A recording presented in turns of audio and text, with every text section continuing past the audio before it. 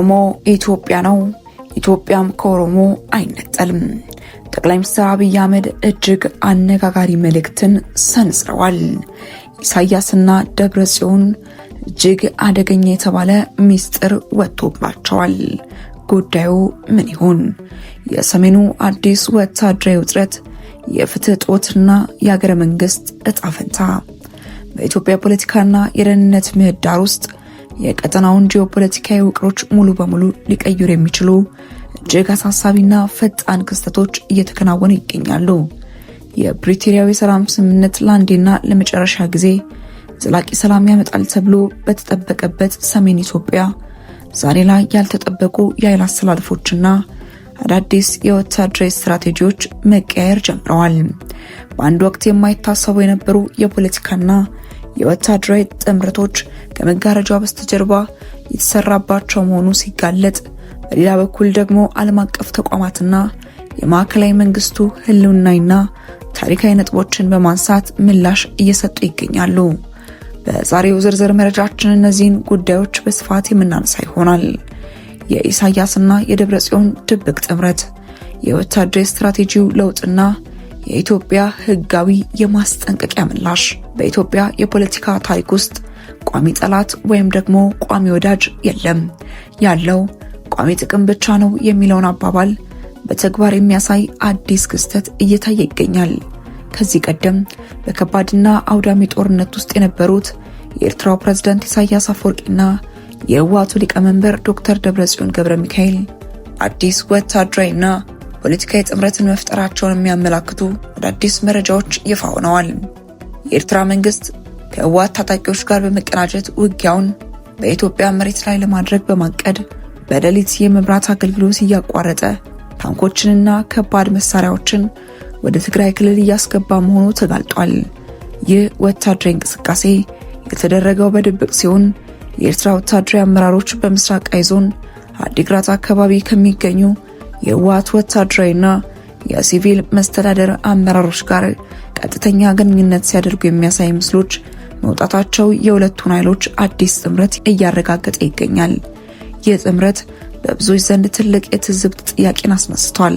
በ2014 ዓ.ም በተካሄደው ጦርነት ወቅትም የኤርትራ አሊያም ሻዕቢያ ሰራዊት አባላት የትግራይን ህዝብ በኢኮኖሚ ለመጉዳት በማሰብ ብቻ ለምግብ ፍጆታ የተተከሉ የፓፓያ የማንጎና የአቮካዶ ዛፎችን ሳይቀር በገጀራ እየቆረጡ ማውደማቸው የቅርብ ጊዜ ትዝታ ነው።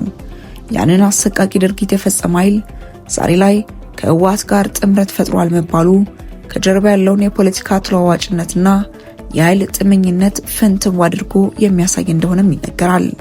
ይህንን የኤርትራን ወታደራዊ ጣልቃ ገብነት አስመልክቶ በሶማሊያ የኢትዮጵያ አምባሳደር ሱሌይማን ደደፈው በትዊተር ገጻቸው ላይ እጅግ ጠንካራ ማሳሰቢያን አስተላልፈዋል። አምባሳደሩ እንዳብራሩት አንድ የታጠቀ ወታደራዊ ኃይል የማዕከላዊ መንግስቱን ፈቃድ ሳይዝ የአንዲትን ሉዓላዊት ሀገር ዓለም አቀፍ ድንበር አቋርጦ መግባት የዓለም አቀፍ ህግ መርሆችን በግልጽ የሚጻረር ነው። ኤርትራ የታጠቀ ወታደራዊ ልዑክ ወደ ትግራይ በመላክና ከኢትዮጵያ መንግስት ጋር ቀጥተኛ ግጭት ውስጥ ከሚገኘው ቡድን ጋር በመገናኘቷ የኢትዮጵያን ሉዓላዊነት በከፍተኛ ሁኔታ ጥሳለች።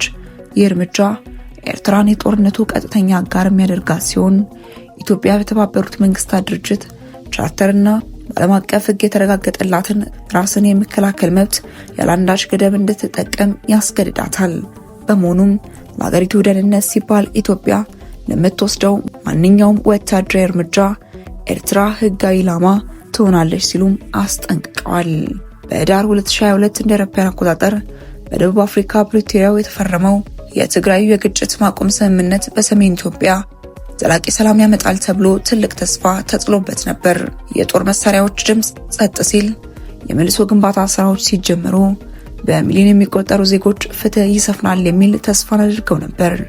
ሆኖም ግን ያ ተስፋ ከንቱ ሆኖ መቅረቱን አምነስቲ ኢንተርናሽናል ባወጣው አዲስ ሪፖርት አመላክቷል። ዓለም አቀፍና የሀገር ውስጥ የሰብአዊ መብት ተቋማት ያሰናዷቸውን ጥሰቶች መርምሮ እርምጃ ከመወሰድ ይልቅ የተጠያቂነት ሂደቶች ቀስ በቀስ እንዲዳከሙ ተደርጓል። ዓለም አቀፍ የምርመራ ማዕቀፎች የሥራ ጊዜያቸው እንዲጠናቀቅ መደረጉ፣ መንግስት ያቀደውን የሽግግር ፍትህ ሂደት በተግባር አለማዋሉ፣ እንዲሁም የጦር ወንጀሎችና በሰብአዊነት ላይ የተፈጸሙ ወንጀሎች በሚገባ ሳይመረምሩ መቅረታቸው ለቅጣት አልባነትም በር ከፍቷል። ስምምነቱ ከተፈረመ ከ4 ዓመታት ባነሰ ጊዜ ውስጥ በትግራይ ክልል በኢትዮጵያ መከላከያ ሰራዊትና በትግራይ ኃይሎች መካከል ዳግም ያገረሸው ግጭት የቅጣት አልባነት አደጋ ምን ያህል የከፋ እንደሆነ የሚያሳይ ነው። ክልሉ ከቀደሙት ውድመት ገና ባላገገመበት በአሁኑ ወቅት ሰላማዊ ዜጎች ዳግም ለከፋ አደጋ ተጋልጠዋል። ይህ አዲስ ግጭት የተቀሰቀሰው በኦሮሚያና በአማራ ክልሎችም ከባድ የደህንነትና የሰብአዊ መብት ጥሰቶች በስፋት እየተፈጸሙ ባሉበት ወቅት መሆኑ የአገሪቱን ቀውስ አድማስ አብዝቶታል። ከቅርብ ጊዜ ወዲህ በትግራይ ውስጥ በነፃ ሚዲያዎች ላይ የተጣለው ገደብ በሺዎች የሚቆጠሩ ሰዎችን ያካተተው የግዳጅ ምልመላና የእንቅስቃሴ ገደቦች ሁኔታ የበለጠ አበላሽቶታል። አምነስቲ ኢንተርናሽናል የፌዴራልና የትግራይ ባለስልጣናት ዓለም አቀፍ የሰብአዊ መብት ህጎችን እንዲያከብሩ፣ ሰላማዊ ዜጎችን እንዲጠብቁ እንዲሁም ለእርዳታ ድርጅቶችና ለነፃ ሚዲያዎች ያልተገደበ የመግባት ፈቃድ እንዲሰጡ በጥብቅ ጥሪውን አቅርቧል። ወደ ቀጣይ መረጃችን ስናመራ የጠቅላዩን እጅግ አነጋጋሪ መልእክት እንመለከታለን። በአገሪቱ ውስጥ እየታዩ ያሉ የፖለቲካ ውጥረቶችና የብሔር ማንነት ጥያቄዎችን በተመለከተ ጠቅላይ ሚኒስትር አብይ አህመድ ከኦሮሚያ ብሮድካስቲንግ ኔትወርክ ጋር ባደረጉት ቃለ ምልልስ ሰፊ ማብራሪያን ሰጥተዋል። ጠቅላይ ሚኒስትሩ የኦሮሞ ህዝብ የታሪካዊ ትግል መነሻዎችና ከኢትዮጵያ ሀገረ መንግስት ጋር ያለውን ቁርጠኝነት ትንታኔ ሰጥተውበታል። ኦሮሞ ኢትዮጵያ ነው፣ ኢትዮጵያም ከኦሮሞ አትነጠልም በሚል የኦሮሞ ህዝብ ትግል ሁልጊዜም በአገዛዝ ስርዓት ላይ እንጂ በኢትዮጵያ ላይ እንዳልነበር ገልጸዋል። በደምና በላብ የተገነባች ሀገር በመሆኗ የመገንጠል ጥያቄ ሊነሳ እንደማይገባ ማስገንዘቧል።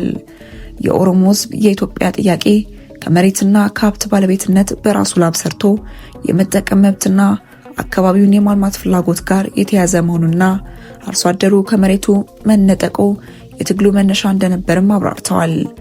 አፋን ኦሮሞ ቋንቋ ብቻ ሳይሆን ባህል፣ ስነ ምግባርና ወግን የሚያካትት መሆኑን አብራርተዋል። የገዳ ስርዓት ደግሞ ህዝቡ ራሱን በራሱ የማስተዳደርና ህግ የማውጣት ጥበብ ማሳያ እንደሆነም ጠቅሰዋል። የመንግስት አሰራር ከገዳ ስርዓት ዲሞክራሲያዊ ባህል ጋር በሚጋጭበት ጊዜ ሁሉ የህዝቡ የዲሞክራሲ ጥያቄዎች ተደጋግመው ሲነሱ መቆየታቸውም ገልጸዋል። በአጠቃላይ ሲታይ የሰሜኑ አዲስ ወታደራዊ እንቅስቃሴዎችና የኤርትራ ያልተጠበቀ ድብቅ ድርጊት በአምነስቲ የቀረቡ የፍትህና የተጠያቂነት እጦት ስጋቶች እንዲሁም በማዕከላዊ መንግስቱ በኩል የሚሰጡ የፖለቲካና የታሪክ ማብራሪያዎች ኢትዮጵያ በአሁኑ ወቅት እጅግ ውስብስብና ስሜታዊ በሆነ የደህንነት ምዕራፍ ውስጥ እንደምትገኝ ያሳያሉ። የሀገሪቱ ዘላቂ ሰላም የሚያረጋግጠው ህጋዊ አሰራርን በመከተል የሰላም ስምምነቶችን በማክበርና ለዜጎች ፍትህን በማስፈን ብቻ መሆኑን ወቅታዊ ሁኔታዎችም ያስገነዝባሉ። ወደ ተመልካቾቻችን አብራችሁን ስለነበራችሁ እጅግ አድርገን እናመሰግናለን። በቀጣይ መረጃ እስክንገናኝ ድረስ ቸር ቆዩልን።